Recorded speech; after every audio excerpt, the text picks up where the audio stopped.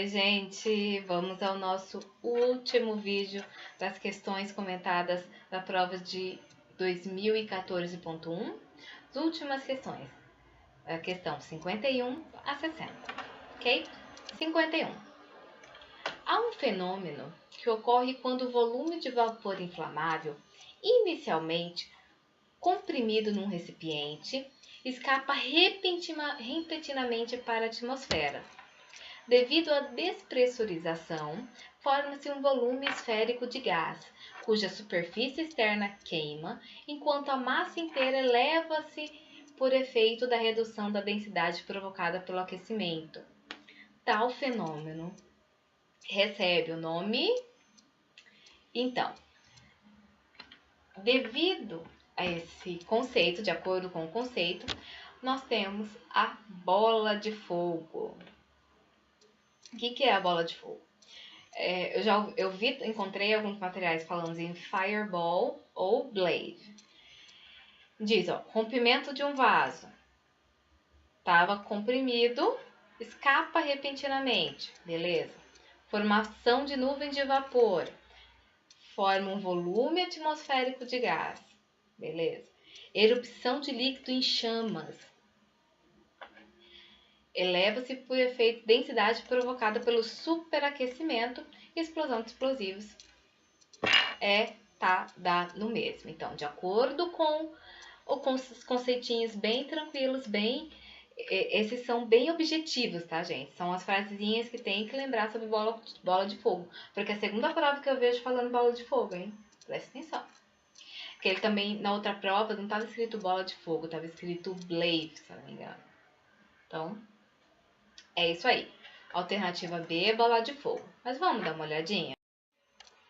O que é o blade ou bola de fogo? Em inglês é o Boiling Liquid Expanding Vapor Explosion. O que é isso? É o fervente, é um líquido expandido de vapor e explosão. É uma combinação de incêndio e explosão, como uma emissão intensa de calor radiante em um intervalo de tempo muito pequeno. Aquele boom, sabe? É complicado, é perigoso, muito perigoso. É uma explosão de gás ou vapor em expansão proveniente de um líquido em ebulição. Exatamente o que diz a questão, tá? Por isso, ela é a alternativa correta. Mas vamos dar uma olhadinha nas outras alternativas? Incêndio jato de fogo. Quando a ocorrência de um vazamento de gás ou de um líquido pressurizado através de um orifício, haverá a formação de um jato, né? Ele passa, parece uma mangueira. Se esse entrar em contato com uma fonte de ignição próxima do vazamento, o fenômeno resultante é conhecido por jato de fogo, o jet fire. Ok? Vamos lá. Incêndio de poça. A liberação acidental de um líquido inflamável pode ocasionar a formação de poça. Gente, isso é muito perigoso. Sabe onde eu vejo muito isso? Posto de gasolina. Complicado, perigoso. Que é seguida de ignição do material, dá lugar à ocorrência de incêndio em poça, com parte da energia liberada na combustão sendo emitida na forma de radiação térmica. Neste efeito, tanto a incidência da chama direta como a radiação térmica gerada podem causar danos sobre pessoas ou bens materiais. O incêndio em poça pode também dar origem a um blaze, como desdobramento de seus efeitos, mas em princípio é incêndio em poça, ok? Ebulição e transbordamento, slop over. É o transbordamento e extravasamento do combustível do tanque caracterizado por uma ebulição e espumação ao nível da superfície do líquido inflamável. Pode ocorrer após um período de queima relativamente curto de produtos como petróleo, óleo cru, asfalto, entre outros, tá? Que tem um ponto de ebulição acima da água. Qual que é o ponto de ebulição da água, gente? Que a gente aprende lá na primeira série, quase, né? 100 graus Celsius. A espuma pode contribuir para o resfriamento de tais inflamáveis, mas também pode causar efervescência violenta dos mesmos, com grande espumação do líquido que poderá causar um derramamento para fora dos tanques que os contêm. Explosão de vapor líquido em ebulição, o boil-over, né? Boil-over.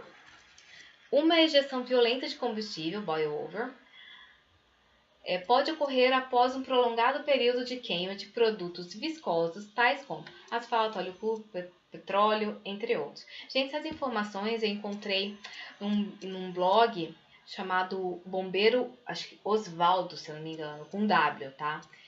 .blogspot.com. Muito legal, tem informações sobre extintor de incêndio, sobre os tipos de explosão, os tipos de incêndio. Gente, muito bacana, super detalhado.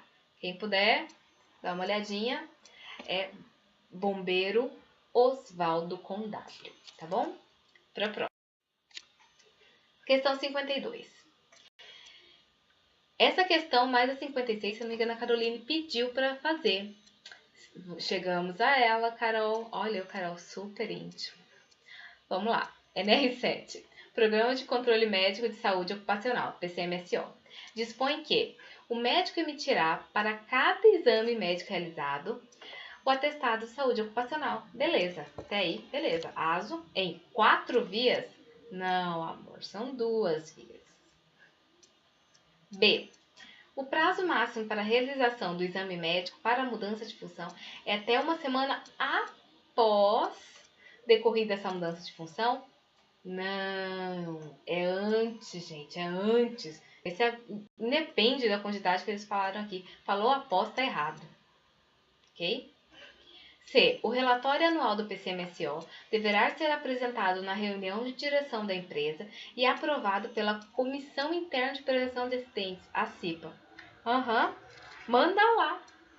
Né? Relatório anual do PCMSO aprovado pela CIPA. Não é bem assim. D. Os dados obtidos nos exames médicos estabelecidos em lei deverão ser mantidos por um período mínimo de 10 anos após o desligamento do trabalhador.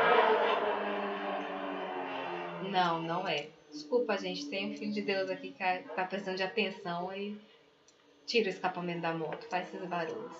Mas vamos lá. Alternativa E. As empresas de grau de risco 3 e 4, segundo o quadro 1 do NR4, são dispensadas da realização de exame médico demissional desde que o último exame médico tenha sido realizado a menos de 90 dias da data da homologação. Certíssimo. Essa é a nossa resposta. Vamos olhar as justificativas? A. Que estava falando sobre a quantidade de ASO, né? Vamos lá. Está errada. 7.4.4 da norma. Para cada exame médico realizado previsto no item 7.4.1, o médico emitirá o atestado de saúde ocupacional, o ASO, em 2 vias, não 4, como diz a alternativa. Próximo.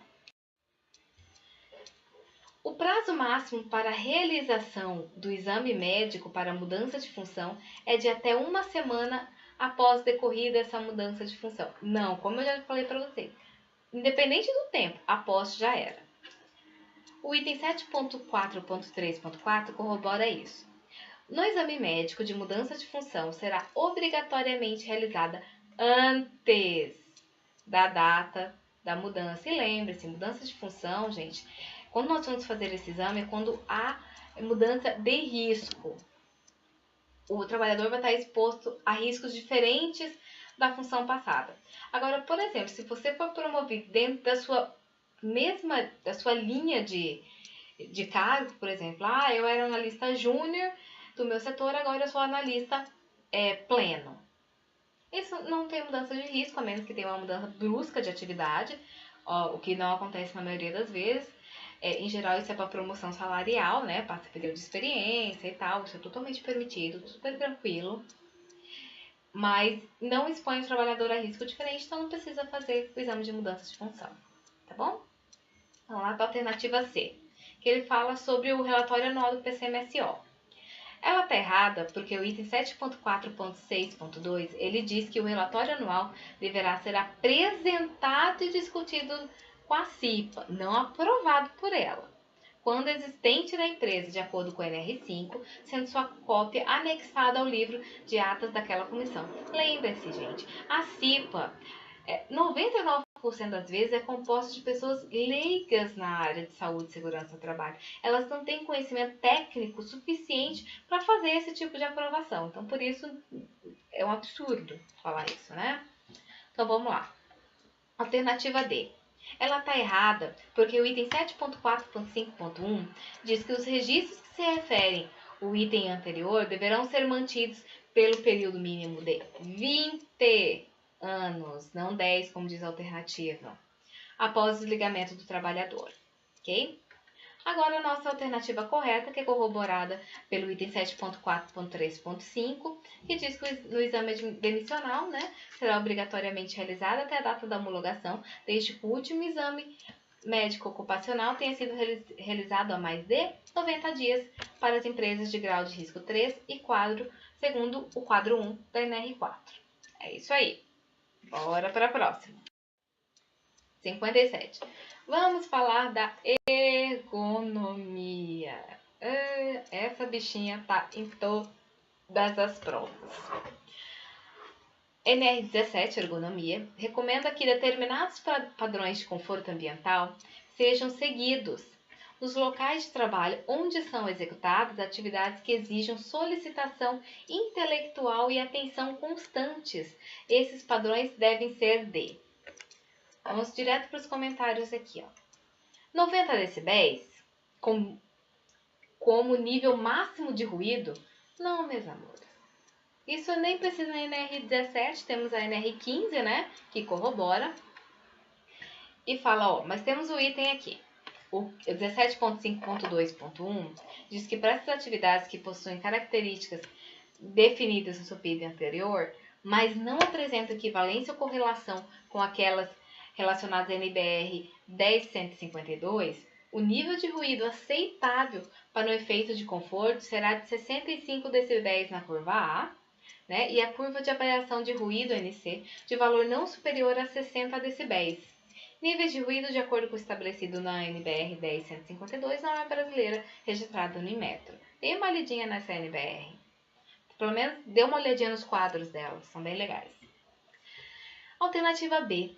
0,75 metros por segundo como velocidade máxima do ar. Certíssimo. Quando nós falamos, gente, umidade do ar, temperatura, velocidade do ar, na NR17 tem que estar na mente. Tem que estar na mente para não perder tempo com questão como essa, ok? Ela está correta porque o item 17.5.2 diz que nos locais de trabalho, onde são executadas atividades que exijam solicitação intelectual e atenção constantes, tais como sala de controle, laboratórios, escritórios, salas de desenvolvimento ou análise de projetos, dentre outros, são recomendadas as seguintes condições de conforto. Letra C, velocidade do ar não superior a 0,75 metros por segundo. Ok? Essa é a nossa resposta correta, alternativa B. Vamos para as outras? C. 800 lux como nível mínimo de iluminamento. Cara, esse negócio de lux, esses níveis médios estão numa discussão ferrenha entre a legislação e o Ministério do Trabalho. Por quê? A fiscalização do Ministério do Trabalho, por mais que tenha visto o cancelamento da NBR, que fala sobre os limites de lux dos ambientes de trabalho, que a NBR foi transformada numa OSA e está aí mó discussão. Ou a fiscalização do Ministério do Trabalho diz que vai continuar fiscalizando em cima da NBR. Por quê? NBR 14.280, se eu não me engano. Por quê? Porque ela tá mais completa que a OSA. Entenderam? Gente, ela tá super completa. Cada ambiente de trabalho, cada posto, ele tem 3 níveis. Em geral, nós utilizamos o nível do meio, tá? Ao menos que o tipo de atividade que estiver ocorrendo lá, você vê que realmente tá uma penumbra ou tá num nível de iluminação muito grande. Mas, em geral, nós utilizamos os valores do meio. Porque tem os valores um muito baixo, um médio e um mais alto. Sempre, cada posto de trabalho, numa escola, a biblioteca, aí tá lá, 300 lux, 500 flux, 800 lux. Nós utilizamos o 500, ok? Mas aqui, ó, na NR 17.5.3, diz que em todos os locais de trabalho deve haver iluminação adequada, natural ou artificial, geral ou suplementar apropriada à natureza da atividade. Ou seja, a NR em si, ela não dá nenhum nível mínimo, mas nós temos as NBRs relativas, tá, gente? Dos níveis de iluminância. Alternativa D, 30 graus Celsius como nível máximo de temperatura efetiva. O mesmo item 17.5.2 diz na letra B que o índice de temperatura efetiva entre 20 graus Celsius e 23 graus centígrados, né? Gente, seguinte, isso aí tem que estar na mente, é o básico do básico da NR17, hein? Alternativa E, que também está errada. Como nível máximo de umidade relativa do ar, o mesmo item. Na letra D diz que a umidade relativa do ar não inferior a 40%, não 35%, como diz a questão. Ok? Próxima. Questão 54. O sistema de comando de incidentes é estabelecido a partir de determinada estrutura hierárquica, com responsabilidade funcional designada pelo comando do incidente e sob a direção de um chefe de seção. A partir da seção, subdividem-se os setores em as divisões, grupos, as unidades, entre outros, em função da necessidade do controle de incidente. Olha quem apareceu de novo. Unidade técnica, os especialistas estão subordinadas a... Gente, quando falamos em especialistas, onde é que fica o especialista? No planejamento, gente. Por quê? Porque é ele que vai direcionar as ações. Assim, isso serve para isso, para isso, para isso, para isso. Ok? Bem tranquilinho. O sistema de comando de incidente é baseado em 8 funções, que é um comando de incidente, o planejamento, as operações, a logística, administração e finanças, segurança, informação pública e ligação. Gente, seguinte, quando nós falamos de sistema de comando de incidente, nada mais é que um grande plano de negócio, um grande plano de ação, que ele é subdividido e cada um cuida da sua parte, ok? Ele é um projeto cíclico, né? Ele vai indo, ele planeja, ele controla, ele abrange todas as funções administrativas. Quem já estudou um pouquinho de administração viu que não muda nada de um planejamento estratégico. Muda muita coisa, coloca algumas coisas muito direcionadas, mas no simples é o mesmo. Tá bom? Aí coloquei aqui alguns conceitinhos de planejamento, de operações, de logística. Eu gostaria que vocês lessem, tá no material em PDF também no site, tá tudo. Por isso que eu resolvi colocar em PDF, gente, e disponibilizar para vocês, porque eu consegui uns conceitinhos bem práticos e aquele direto e reto, ok? No site para vocês verem. Agora que está chegando a prova, reta final, gente, é mais praticidade possível. Por isso que eu falo para vocês, façam questões e façam questões. Tá bom? 55. A organização do trabalho, segundo a NR17, deve ser adequada à natureza do trabalho a ser realizado e às características psicofisiológicas dos trabalhadores, entre as quais se encontram.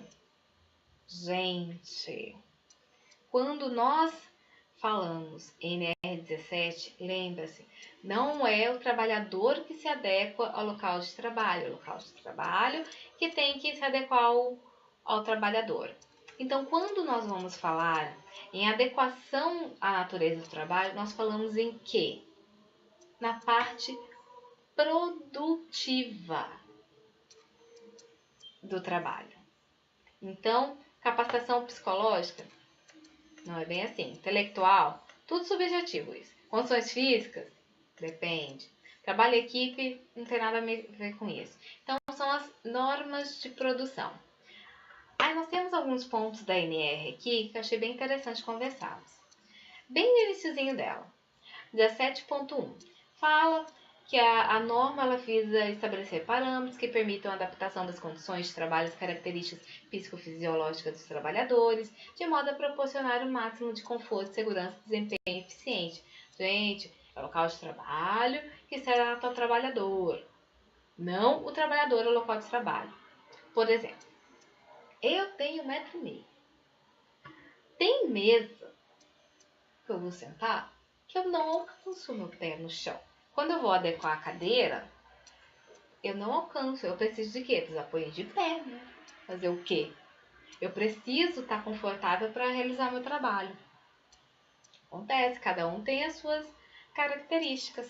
Por isso que nós temos aqueles apoio para monitor, apoio para o punho, apoio para o mousepad ergonômico e assim sucessivamente, ok? Então é isso aí, gente. Nós falamos sobre normas de produção, beleza? Próxima questão. 56. O Programa de Controle Médico e Saúde Ocupacional, PCMSO, determina a obrigatoriedade dos seguintes exames médicos. Lembra-se, a questão sempre tem que falar ou é de acordo com a CLT ou é de acordo com a NR, porque tem diferença, tá? A NR exige mais exames do que a CLT, beleza? Vamos lá. Admissional, demissional, periódico, de retorno ao trabalho e de mudança de função. Segundo o PCMSO, os exames de retorno ao trabalho devem ser realizados na volta ao trabalho de empregado ausente por período igual ou superior a quantos dias? 30. Menos a galera que está de férias, né? A galera que está de férias não precisa. Mas a norma, ó, no item 7.4.3.3, diz que no exame médico de retorno ao trabalho deverá ser realizada obrigatoriamente no primeiro dia de volta do trabalho, antes dele começar a trabalhar, tá? De trabalhador ausente por período igual ou superior a 30 dias, por motivo de doença ou acidente de natureza ocupacional ou não, ou parto. Já vi questão que falava que incluía férias aí. Férias não, pô. Não fez nada relacionado ao trabalho. Não é acidente, não é doença, não é nada. É o descanso físico, mental. São outros 500. Próxima questão. O Plano de Emergência Individual, o PEI, estabelecido na resolução do CONAMA no número 398/2008, trata de... Lembre-se que era 238, a resolução do CONAMA. Ela foi totalmente... ela foi cancelada e foi substituída por essa 398, ok? E do que trata? Do que é estabelecido esse plano de emergência individual? Incêndios florestais? Não. Acidentes de produto químico perigosos em vias públicas? Não. Acidentes e incidentes em usinas nucleares ou em fontes de radiações ionizantes? Não. Incidentes de poluição por óleo ou água sob jurisdição nacional? Gente, do que se trata a Petrobras? É disso, meus amores.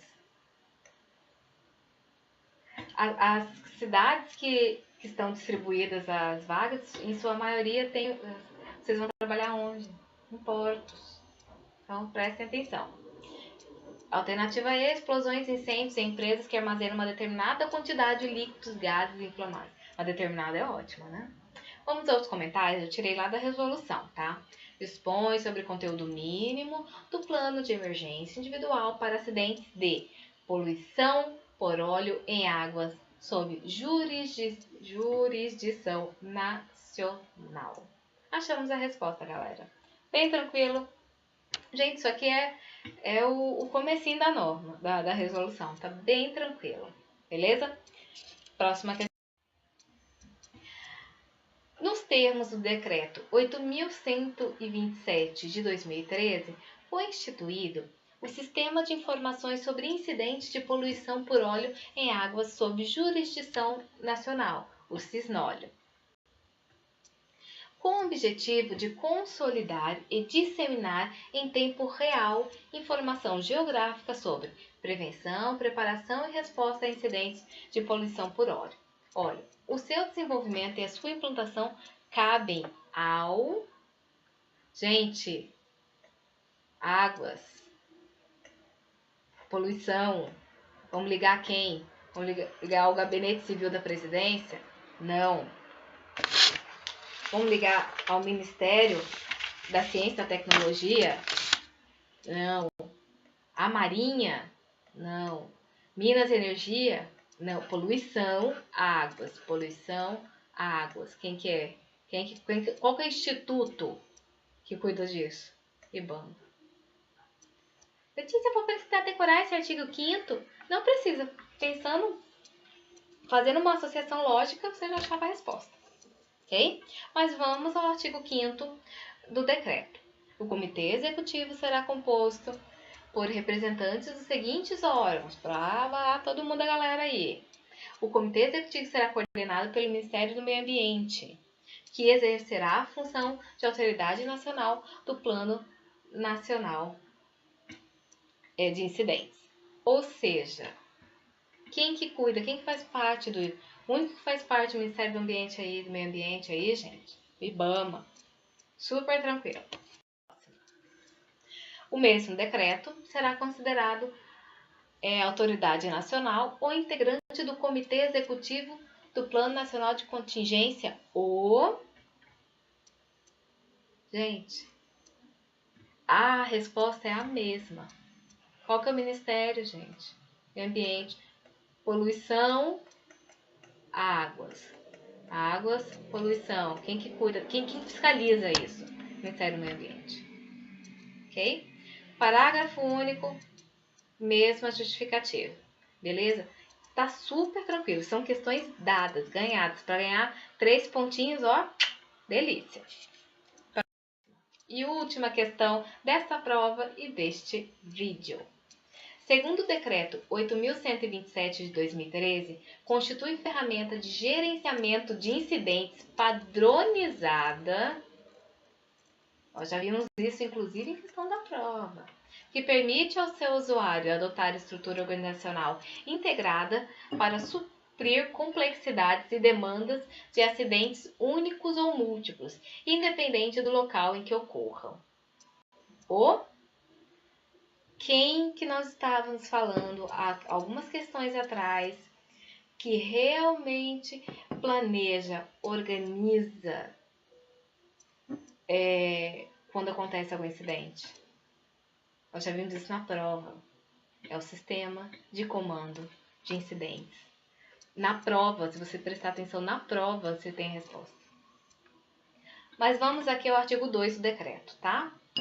Para os fins deste decreto, adote-se as definições da lei e é a seguinte: sistema de comando de incidente, ferramenta de gerenciamento de incidentes padronizado que permite a seu usuário adotar estrutura organizacional integrada para suprir complexidades e demandas de incidentes únicos ou múltiplos, independente do local em que ocorram.